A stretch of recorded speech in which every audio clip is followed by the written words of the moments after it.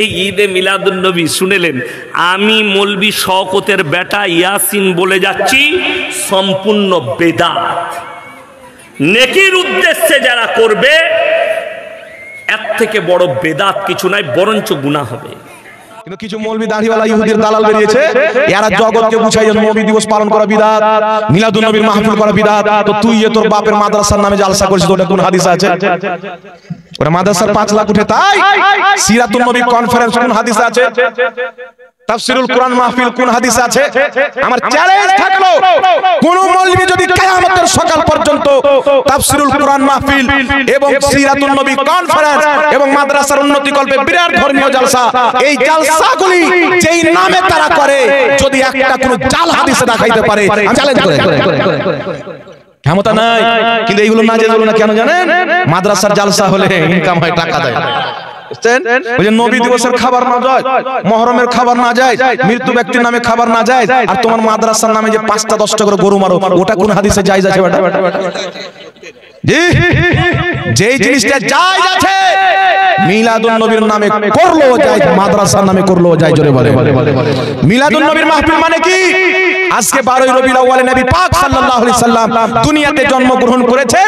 তিনি আমাদের জন্য কি বার্তা এনেছেন? নবী পাক কেন জন্মগ্রহণ করলেন? তিনাকে আল্লাহ কি জন্য পাঠিয়েছেন? তিনার জন্মগ্রহণ করাতে আমাদের লাভ কি? তিনাকে জমিনবাসী পেয়ে উপকার কি হয়েছে? এই সমস্ত জিনিস বয়ান করার প্রয়োজন আছে না নাই?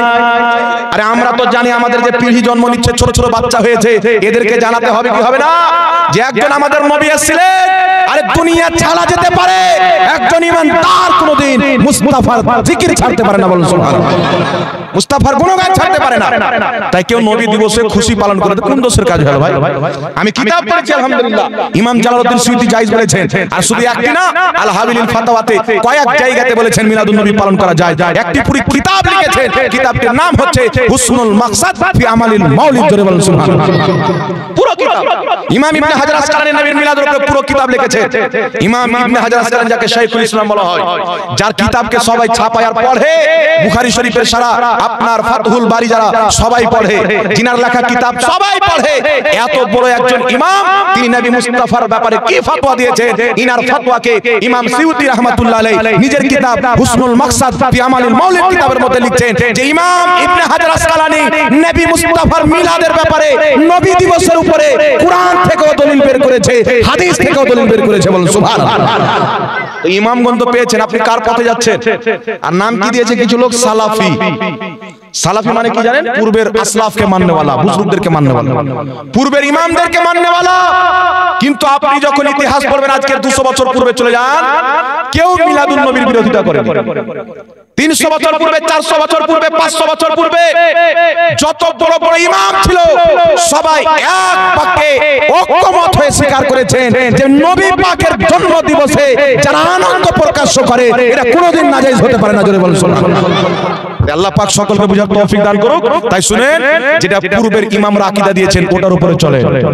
যুগে যুগে গাঁজাখোর বের হবে, মাস্টারি সারা জীবন করেছে, হাতুড়িয়া মিস্ত্রি করেছে, আর দুই পাতে একটা বাংলা পড়ার পরে নাম দিয়েছে শেখ, আর বক্তব্য চালু করেছে। তাহলে ও জাতিকে কি শিক্ষা দেবে বাবা? আজকে আপনাদের সামনে বক্তব্য দিতে এসেছি না? আজকে 12ই রবিউল আউয়াল কত মাস হলো? 4 মাস না 5 মাস? 12ই রবিউল আউয়ালের পর থেকে মাত্র 5টা ডেট আমি খালি রেখেছিলাম, মাত্র 5টা, 5 মাসে। এই 5টা ডেট খালি রেখেছিলাম একটু আরামের জন্য, নচেত রমজান পর্যন্ত আমার কোনো খালি ডেট নাই। রমজান মাসের মধ্যে 5-6টা প্রোগ্রাম আছে, তার রমজান পরে আরো 1-1.5 মাস পুরো বুক হয়ে গেছে। কিন্তু শুনেন, আল্লাহ তাবারাক ওয়া তাআলার মেহেরবানিতে দ্বীনের খিদমতকে কেন্দ্র করে আপনাদের দুয়ারে দুয়ারে আমরা হাজির হই। জানেন, দুয়ারে দুয়ারে হাজির হই। যখন পরে আমি গাড়িতে কিতাব নিয়ে বেলাই, কিতাব পড়ার চেষ্টা করি, কখনো মোবাইলে পিডিএফ খুলে পড়ে নি, পড়ে বক্তব্য দিতে হয়। মাদ্রাসায় পড়াশোনা করেছি 14 বছর, তারপরে মাইক ধরেছি। আর এখন আর ডিটেইলস পড়ে, সারা জীবন হিন্দু হয়েছিল, 3 বছর আগে মুসলমান হয়েছে, আজকে ওই হচ্ছে ইমাম।